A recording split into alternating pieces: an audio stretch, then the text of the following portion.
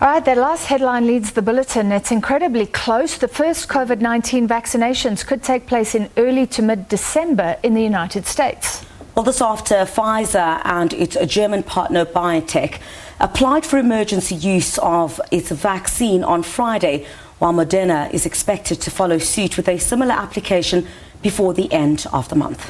The head of the U.S. vaccination program known as Operation Warp Speed also indicated over the weekend that vaccines would be shipped to every state within 24 hours of the Food and Drug Administration's approval of the application for emergency use. Now, between 20 and 40 million doses could be available and distributed before the end of the year in the United States alone. The United States saw its overall case numbers surge to beyond 12 million over the weekend, adding an astronomical 3 million new cases in just the 22 days of November. With the positive sentiment around vaccine approval, just a first step in a months-long process to arrest this virus in country. If approved, they could be used for immunization in the U.S. population in the month of December. And we plan to have enough vaccine doses available for use in the U.S. population to immunize about 20 million individuals in the month of December, and another 25 to 30 million per month on an ongoing basis from there on.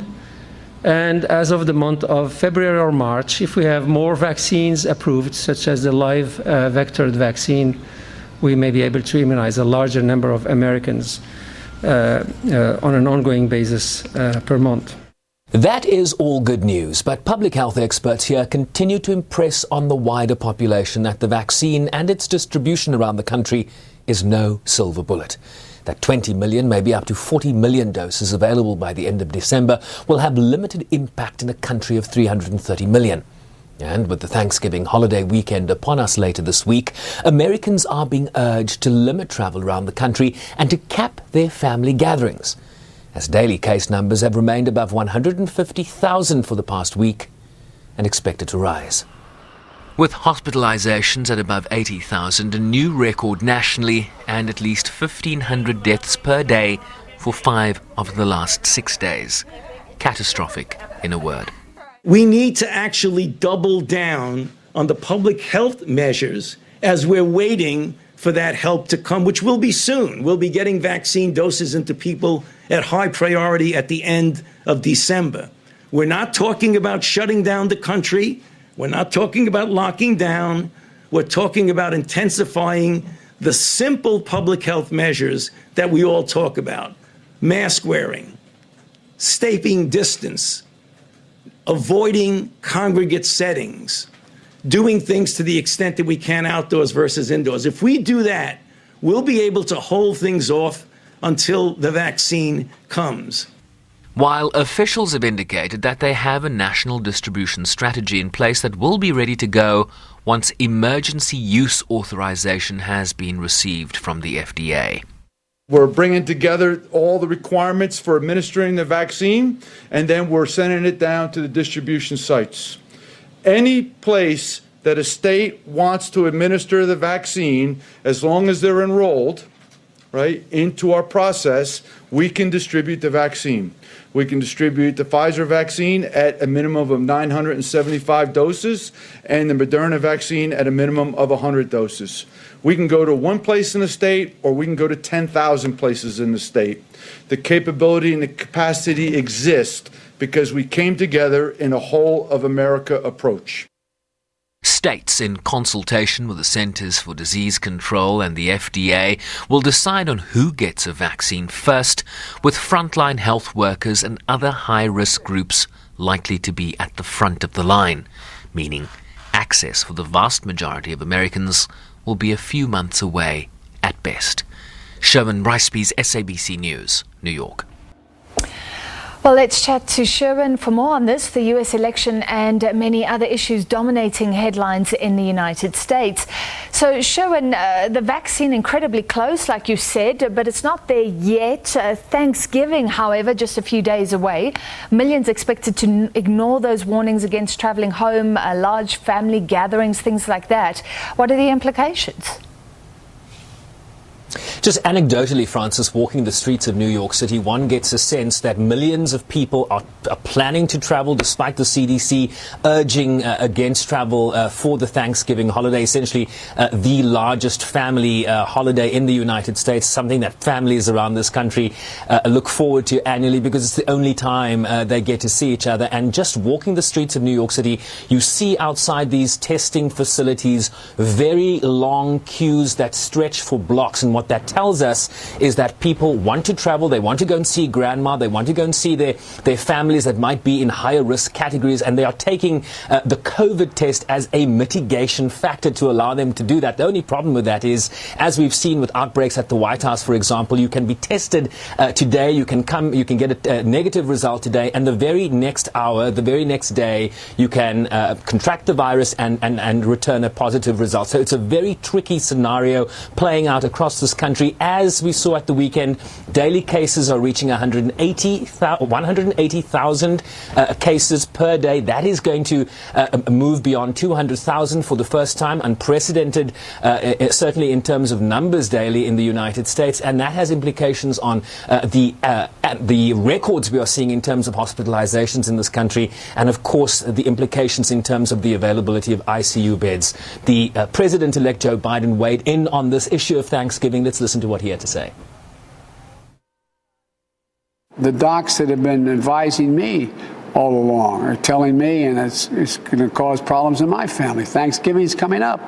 Well, they said, Joe, maximum 10 people in your home, maximum, Joe. I got a big family you probably heard a lot about.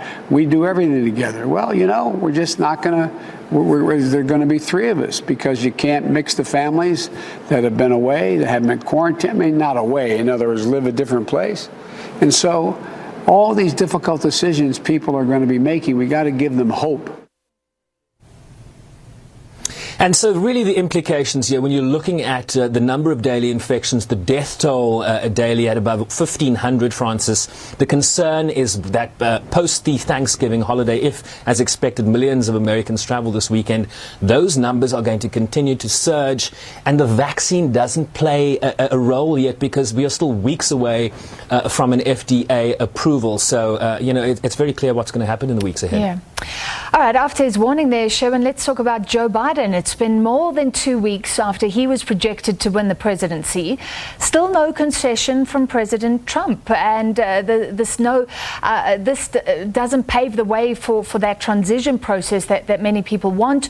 Lawsuits in various states are either being dismissed or thrown out or withdrawn. Just explain where we find ourselves in this process. Yeah, there are a lot of tentacles on this tree, if it will, or various branches. So it's very complex, the response, right? You have the lawsuits that the Trump campaign and Republican allies continue to pursue. Reported late last week that some 24 plus have either been dismissed, withdrawn, or failed in court, including a federal judgment in a court in Pennsylvania at the weekend, throwing out attempts to throw out a number of mail-in ballots and to prevent Pennsylvania, which essentially put Joe Biden over the 270 electoral college votes, to prevent those results from being certified. A judge has thrown that out. We understand today Republicans in the state of Pennsylvania, Francis, are now seeking to block certification of those results in the state. And their main argument is that they are asking a court to strike down the mail-in ballot policy that was approved, wait for it, by the Republican-led legislature in the state of Pennsylvania. So essentially you have a court case filed by a Republican lawmaker in the state of Pennsylvania that seeks to undermine a policy that was put in place by the Republicans in the state of Pennsylvania. Of course, legally, the path here for the president to overturn the results, given the lack of evidence in terms of being able to present in court, it's unclear what sort of legal pathway he now has towards overturning the results. The political implications or the political strategy here remains unknown, because as much as the president has appeared on camera in the last week, he's not taking questions from journalists. So we don't really understand the thinking or the strategy here politically, besides the fact that the president continues to say on Twitter that he's won this election by a landslide. Sure. So despite all of this, Biden continues to move forward, apparently at his own cost because it's not official, including part of this transition, naming numbers, key cabinet posts. What do we know?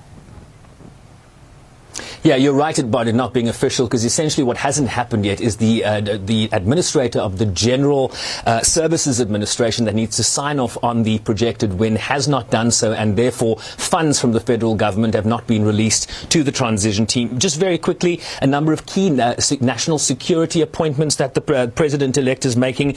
He's named Anthony Blinken, a former Deputy Secretary of State and a former Deputy National Security Advisor in the Obama administration, as his next Secretary of State. Of course, a lot of people were betting on Susan Rice, the former UN ambassador, former National Security Advisor. She's not going to get that job.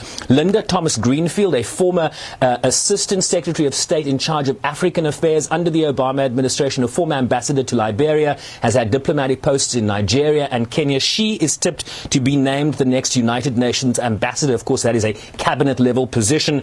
Jake Sullivan, a former National Security Advisor to the Vice President, that's Biden, the former National Security Advisor to Biden, and a Deputy Chief of Staff to Hillary Clinton when she was at the State Department. Jake Sullivan will be the next National Security Advisor. And this is an interesting one. John Kerry, the former Secretary of State, Francis, has been named a special presidential envoy on climate. And that shows you that there's going to be a huge departure from the previous administration in how this incoming administration addresses the issue of climate change. Yeah, what a shift. All right, thank you for that update. We'll chat to you again soon. SABC News correspondent in the United States, Sherwin Bryce-Pease.